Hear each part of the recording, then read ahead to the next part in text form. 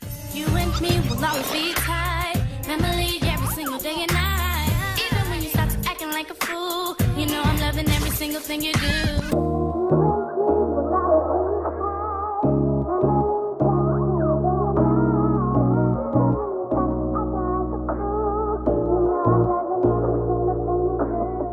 Hey, it's Kay. And I'm Donte. And we're back with another reaction video. Today we will be reacting to 100-year-old life hacks you didn't know existed. What could that be? Alright, 100 years old. That goes back a long time. You ready? Let's see what this all about. Alright, the link to the original video will be in the description box below, so you can go check that out if you would like. Without further ado, let's get into the reaction. 100-year-old hacks you didn't know existed. I bet I know half of these.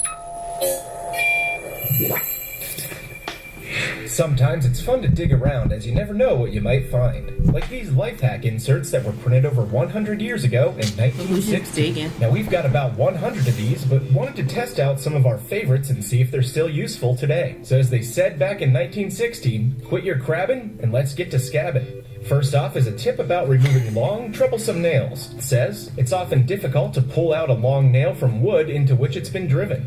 If, however, a small block of wood be placed under the pincers, the nail can be pulled out without difficulty. We took some scrap wood and pounded in a nail, making sure that it was in there really good. Attempting to remove it using just the hammer as its own point of leverage wasn't very effective. Even trying with a small wooden plank didn't produce much help. This one was going to need something serious to serve as a base, as it literally wouldn't budge. Using the basic premise of the card ended up working in the end, but a brick was required. It provided enough height and sturdiness to leverage the nail out of the block with some serious force. So if you're in a situation with a stuck-in nail, grab yourself a sturdy panel. That's like trying to open a prying force. a wine bottle. Once you figure out the right height that's needed. Right. All right, let's check this one out. How to take ink stains out of a handkerchief. It reads, a fine linen handkerchief Who uses which has handkerchiefs had the anymore? misfortune to become stained with ink can be restored to its original spotlessness. When the accident occurs, the handkerchief should at once be plunged into milk. Now, while handkerchiefs aren't necessarily a common accessory nowadays, the premise should still apply to other fabrics. Get your white tees fresh, y'all. I drew all over a small area with a pen to make sure the ink set in well. Simple lines were all that were needed to try this one out. Next up was to take a small bowl and add some milk to it to see if it can remove the stain. So after pouring that in, you have to get the fabric in there and give it some time to soak and saturate itself with the milk. So let's set this one aside and give it some time to chill in the milk. That's a shirt or the while it works handkerchief? its mysterious powers of stain removal. In the meantime, let's check out this just bread milk like slicer. it's staying up. As this card reads, the difficulty of cutting new bread into thin slices can be readily overcome by the following expedient. Plunge the bread knife into hot water. The heated knife will cut soft, yielding new bread into the thinnest Gotta try slices. that. So this seems simple enough, but cutting bread isn't really that difficult to begin with. Exactly. Which led us to wondering if they were using a serrated blade. The answer is most likely not, as the common serrated bread cutter we know today wasn't developed until 1919 by a man named Joseph Burns. It's still worth trying out, though, to see if it makes things even smoother for our glorious modern bread slicer. We got the water up to about 124 degrees Fahrenheit. You should use a regular butter knife Celsius, and let the blade have a nice. No, they're saying back then they didn't have the serrated edges. To make sure it I'm saying, so you should use a regular knife. That's what I'm water saying. with the blade pointing down before plunging it into the helpless loaf of bread. He cheating. This He using actually the bread made cutter. slicing much quicker, and the serrated edge was hardly needed to make a quick and easy slice or two, or six.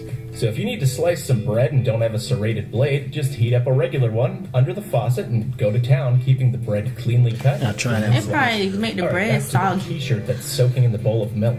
After about 20 minutes or so, the shirt was removed and it was clear that the ink was still fairly ingrained into the fabric. But you can never really get rid of a stain without a little scrubbing, so this shouldn't be any different. With a coarse sponge, I rubbed the ink stains fairly hard until the ink seemingly bulked up with the fat in the milk and started to release from the t-shirt. If you look closely, you can see little particles rubbing out. While this didn't fully remove the ink stain, it did do a good job of getting it to a much more reasonable level than before. So that being said, if you're really clean in a white pinch or tees, just wanna y'all. avoid harsh chemicals, try Some of y'all be looking like the picture on the left anyway.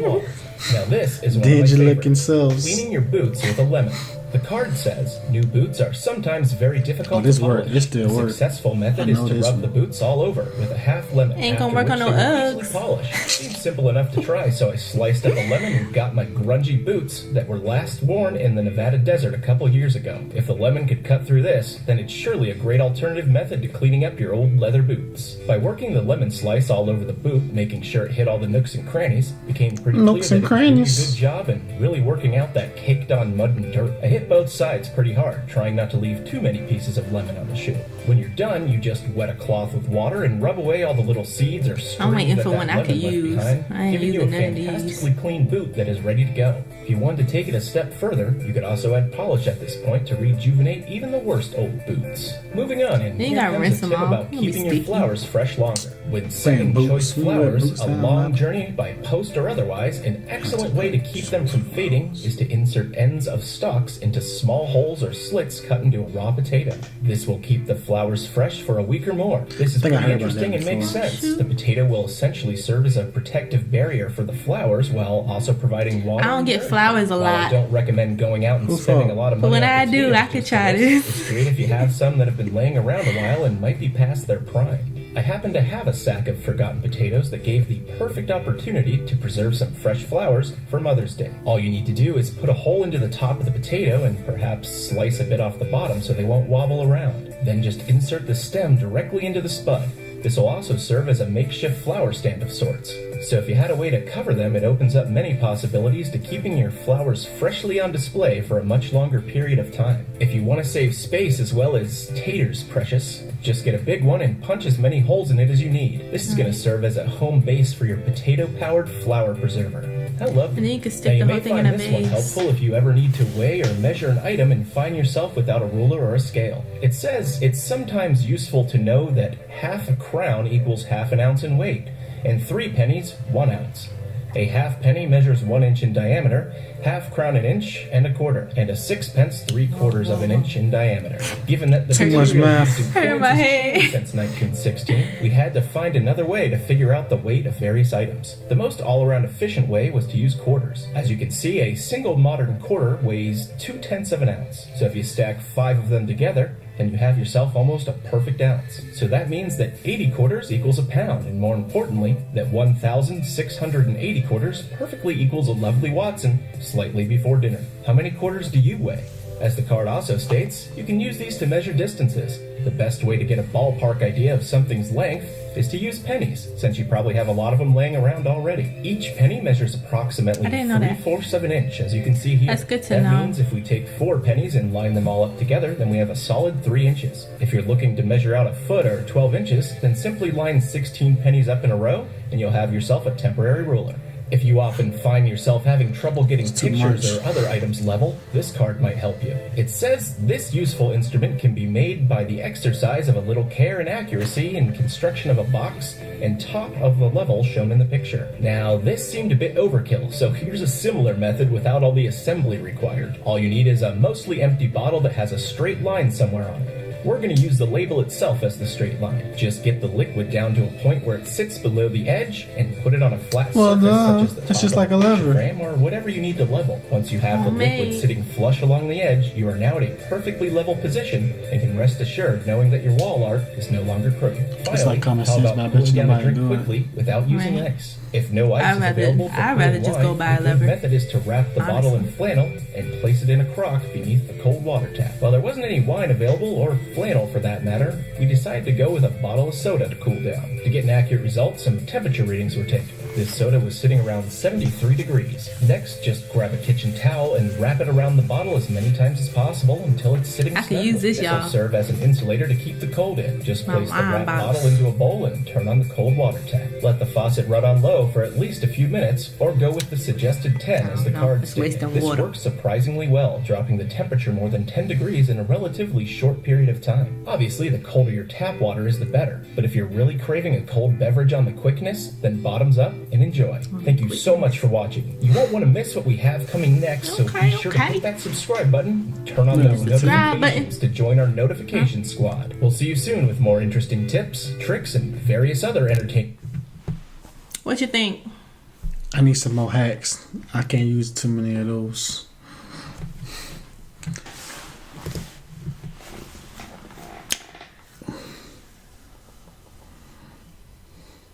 I guess. You're lame. Which ones I said I could use? I could use the flour and potato one. Hint, hint. Nudge, nudge. When Valentine's Day, yo? Oh, alright. What's the other one I said? It was another one. The bottle one. That was it for to your cool the wine. wine bottle. I guess. I probably won't use none of those. It was interesting though. I learned something new. The penny thing. I learned that. You learn something new every day. Them numbers he was saying, it wasn't registering in my head, but I know a penny equal an inch. 3/4 of an inch. For real? Yeah. That's what he said for real. Yeah. I thought he said an inch. 3/4. See y'all?